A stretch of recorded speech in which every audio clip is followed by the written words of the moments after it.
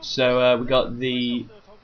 So it's probably actually more for an overlord push and mobile detection rather than that. We've got another expansion going up in the top left for Hyvaa, laying down another hatchery there.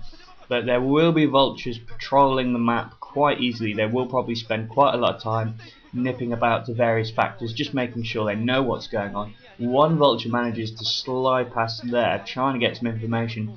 Overlord there, as I said before, probably just scouting out, and we've got more factories going up, so definitely a factory intensive build here on the part of FrOzean. So another hatchery going down for some more unit production. It's interesting that he's in his actual sort of original main base. He's not really built anything, instead gone for this side expansion.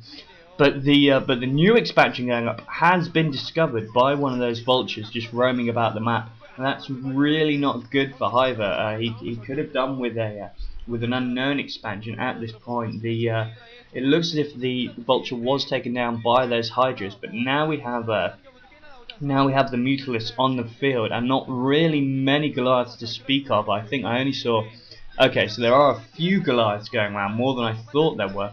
But the more important thing is, although there are Goliaths to counter, the mobility factor is now heavily in the favour of Hyvaa, who is laying down yet another hatchery. So he's clearly going to get quite a lot of unit production. I don't think he has the gas support at the moment to go for a primarily Mutalisk based build. He's probably just going to have this main cluster and then try and do as much damage as he can with that, and then probably switch to mass hydras supported by Zerglings when he finally gets to tier 3. So we've got another vulture coming in, harassing the drone transfer there, just doing a little nip about, trying to cause as much damage as it can in its short little lifetime. More drones going through, another drone goes down. What's going on with those mutas though, people? Nice sort of little block in there. Oof. So the mutas come in and take down that vulture. I don't know if that was the necessarily the wisest choices. Now obviously FrOzean will know that cluster is there, although of course he could probably smell that they were coming, but now he actually has a sort of more quantifiable view. So now we've got the Goliaths coming right in range of those, and the Goliaths are range upgraded. Actually, they are range upgraded. I did see the blue tint there. So we've got a good force of Goliaths with a couple of siege tanks for support. This could be a little bit bad actually. I don't know if the Muta Hydra force will be enough. So trying to take down those missile turrets and then going for some SCV deaths, but that little group of mutas there just completely taken down by the mass Goliaths. Wisely retreating now, as he can't really get off as many SCV deaths as he would like without being able to retreat back to stop this main push. Ooh, few Zerg units sort of caught away from the group, getting attacked in. But no, quite good positioning actually. He does have the ramp advantage. Hyvaa does have the ramp. Lots of Goliath bar there going up on those Mutalisks. But while he's doing that, the Hydralisks will be able to rip through the majority of the land forces. But no, actually, it looks as if Hyvaa had forces coming in from all three directions there. From left, right and above. But it looks as if it just wasn't enough to stop this force actually. So we got a few going down there to those vultures, but the vulture goes down. Little remnants of the forces. It looks as if both players are sort of attacking on quite a few fronts and keep getting various. Oh, Mind Drag there takes down one of the Goliaths and then finished off by the Zerglings. So it looks like a lot of the players have their stuff separated, and this is not good for Hyvaa. There are siege tanks in range of that expansion up at the top left. So he may lose that expansion if he doesn't manage to consolidate his forces back to one point and make a good solid counterattack. So now we have so once again Hyvaa coming in from multiple directions, but it looks as if the Terran forces are just too strong in number. And once again, all the Hydralisks just go splat. This is really not good. While the siege tanks continue to shell that hatchery expansion.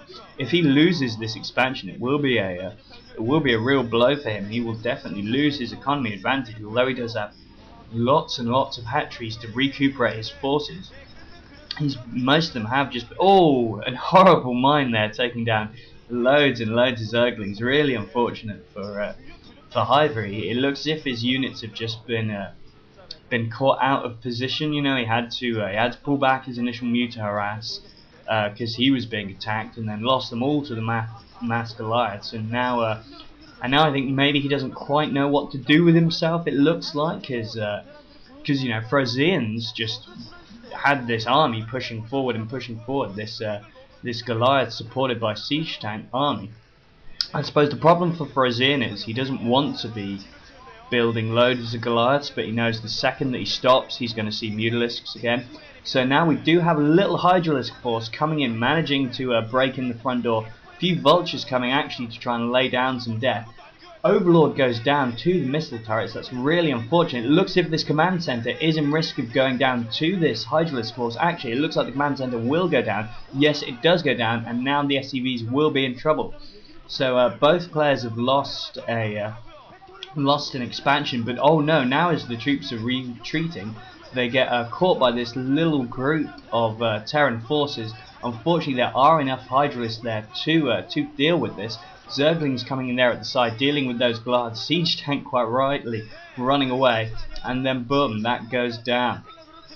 So really hard to call it at this point. Actually, I would probably say that I want to call it to FrOzean, not because he necessarily has an advantage as such. It's just that I feel that he's been more confident in his own play, although his economy is pretty fucked right now. I do have to say he needs to get an expansion quick time, otherwise he is going to be an unhappy little boy.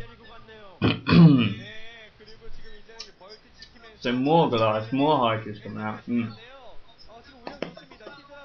Another hatchery about to come down on the part of Hive. I haven't seen a Queen's Nest, haven't seen a Hive as of yet. Looks, is that a burrowed drone or just hiding behind the mineral line? So we got another Overlord push there, probably once again just to scout for the mines rather than trying to do any drops. More Vultures just romping around the field trying to get it, and it looks as if what Hiver is doing is he's going down the right hand side of the map just so he can basically try and stop any expansions that might be going up, try and get a macro advantage. We've got Overlord goes in there and has to shufty away as the Goliaths are there to lay down some pain. FrOzean's got his command center back up at his natural. Few Zerglings there at the expansion for Hiver, just maybe for security. But I think both players have had some real unlucky battles where their forces have just been caught out of position and got sort of sniped off by a superior enemy force. Now, what I'm sure you noticed there, how could you not notice, was the starport and science facility, science vessel. No, science facility. I was right the first time. And so we will hopefully see some science vessels on the part of FrOzean that could really pull things back for him, especially if Hiver decides to go for lurkers at any point in the near future.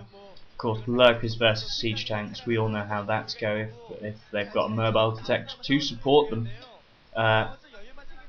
Which is, so we've got this quite nice group for Hiver coming in. I'm feeling a definitive push. I don't know if this push will be the definitive one. We've got a few siege tanks guarding the front door. Once again, lots of Goliaths having to be built. Of course, and there is the first science vessel. On the one hand, yes, they're good for sniping down the Overlords, but I think he is paranoid, as I said, that once he stops building them, boom, you're going to see a bloody 100 mutas swarming over your base, and then what you're going to do? Exactly, I thought so. You're going to die. So lots of eggs popping. Looks like we do have multiple evolution chambers actually for